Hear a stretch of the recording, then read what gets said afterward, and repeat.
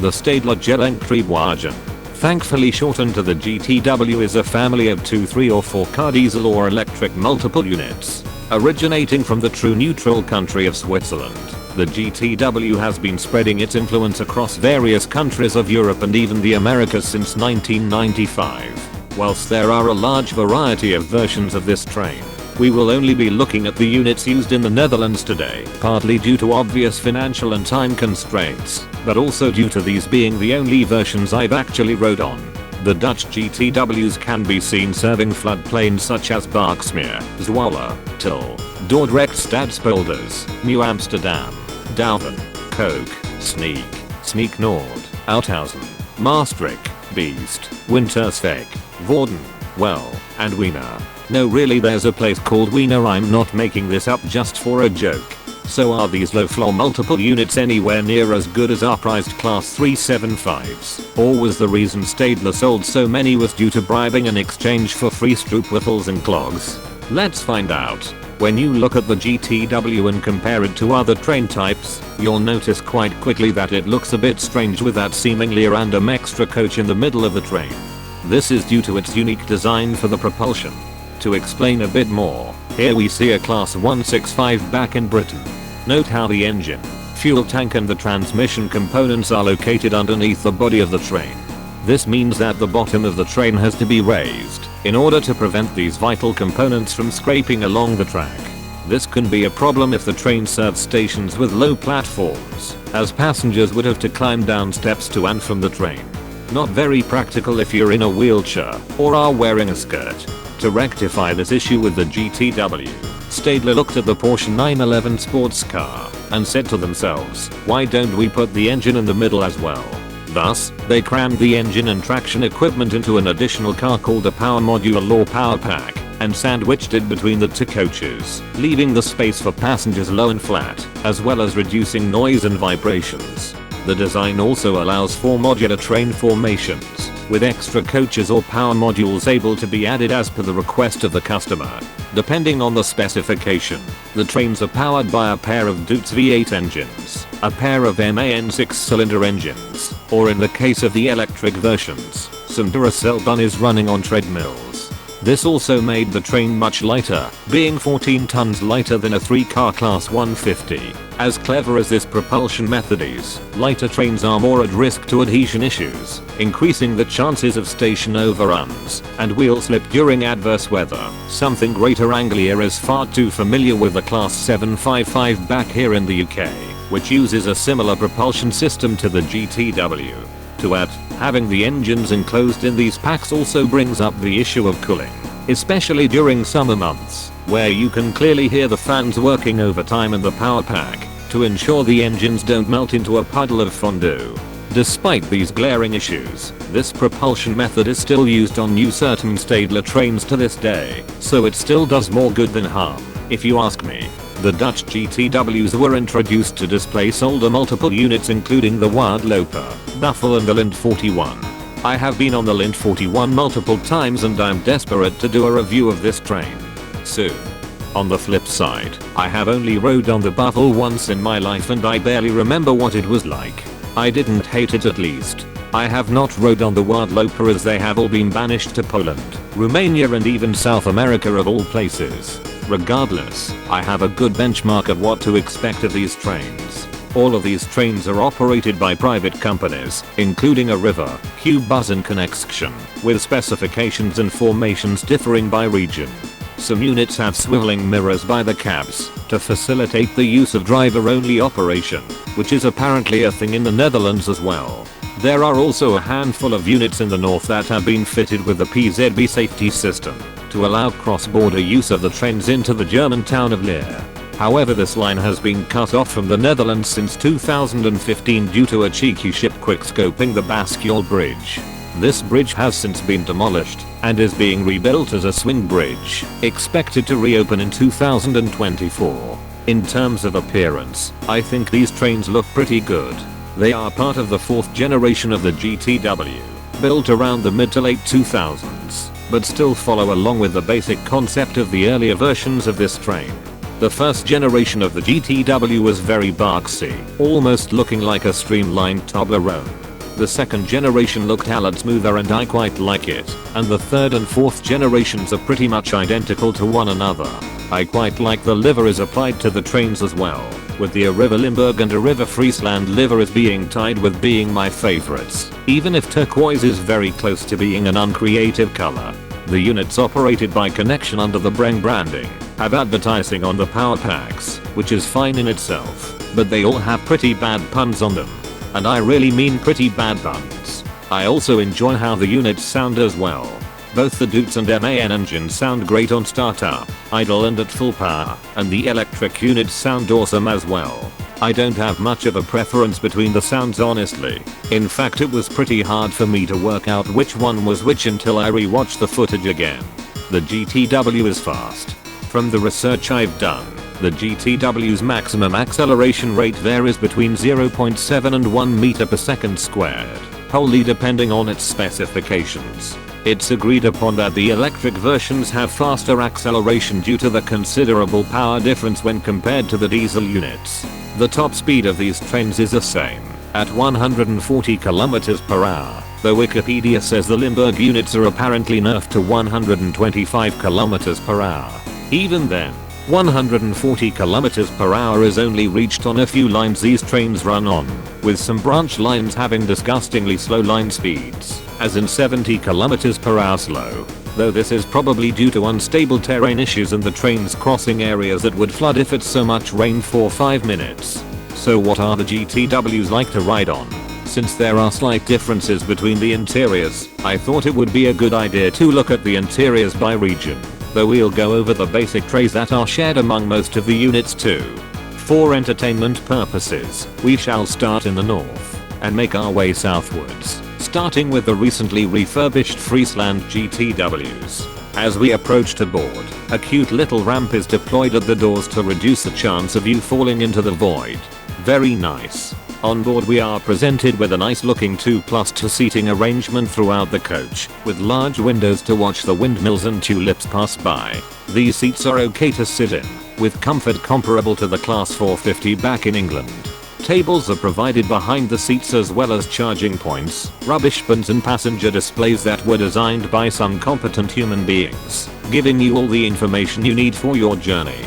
I'm not too fond of how many seats face the same direction like this, along with there being only a single door per coach. This is because it can have a serious effect on dwell times at stations and in turn, can cause delays, especially if a single door becomes defective. Hello again. This issue was partially rectified with the indirect successor to the GTW, that being the Stadler Wink, which I plan to review whenever I get round to reviewing the Stadler Flirt 3s. Preferably when my bank account is showing positive numbers for once. No first class is provided on the Friesland GTWs anymore. Instead, the section at the end of the coach has been converted into a quiet zone. Of course, in this day and age, quiet zones are way too confusing for people to grasp since they require a degree in social etiquette, with a major in being a decent human being. Located in the other end of the train is an accessible toilet with a large wheelchair and bicycle storage space, with tip-up seats provided as well. The toilet is the same as the unrefurbished units, and we'll look inside in a second. There are also a handful of tip-up seats, provided right by the doors as well, which is nice, and are more comfortable than the tip-ups on the Adventurer. But so is a garden rake. One cool thing you can do on the GTW is pre-arm the doors to open before arriving at a station. This is quite useful, as long as you know which side the platform is on. The unrefurbished units had a different interior color and lacked any charging points and tables behind the seats, but still had the same 2+2 seating arrangement as well as the same passenger displays. Comfort was more or less equal as well. Also, before I forget to mention, yes, you can walk through the power pack coach. It's slightly warm and loud in there, and doing so during the summer is ill-advised, unless you want to recreate the Metal Gear Solid 4 microwave hall scene. Just remember that there are no continues or extra lives in real life, unless your name is Richard Hammond. Now we'll take a look at the Vectal Linen GTW. These electric units run on the line between Zwolle and Emmen, as well as an overnight train going all the way from Groningen to Schiphol Airport. Once again, we have a sensible 2+2 seating layout and the seats are pretty much the same as the unrefurbished Friesland units. though no charging points or tables are provided behind the seats because lol. Also there's this small section in one of the coaches which looks like an outpost for the Tem shop. I have no idea what it is or what it's used for, so any input is welcomed. Just like the diesel units, you can walk through the power pack on the electric ones as well, though there's barely a temperature difference and the motors are quiet enough to not need doors separating the coaches. First class is provided at one end of the train, segregated with a door from the peasants. You get leather seats, armrests, and I think you get charging points too, which I would have checked if a wasp wasn't flying about whilst I filmed this. Sorry about that. The wheelchair space and bicycle area is the same as before, though the toilet is a little bit odd to me. The size is great, certainly big enough to practice some MLG breakdancing, but I was left baffled by opening and closing the door to it. The footage I have recorded speaks for itself.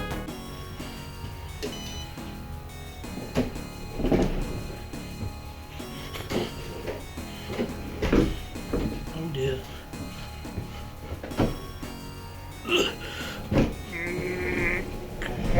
Ow. Gee, ouch.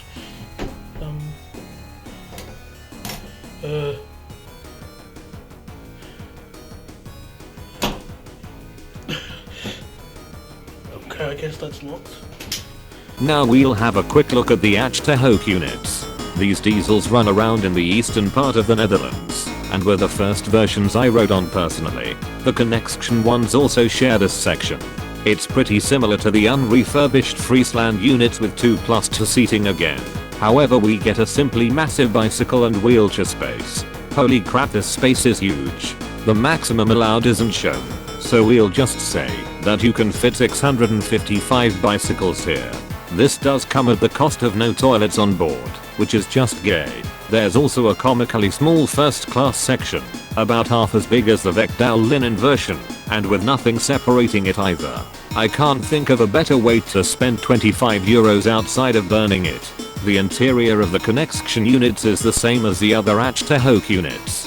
No toilets and a stupid first class section, but the interior is a different color. This interior spec also extends to the Merwedlinge line electric units, albeit without the stupid first class section. In December 2018, a river was vote-kicked from the Dordrecht area, and another operator Q-Bus took over the services on the route. The units were then given a new livery and an interior refurbishment, and I can put my hand on my heart and say that these are some of the worst seats I've sat in on almost any regional train so far.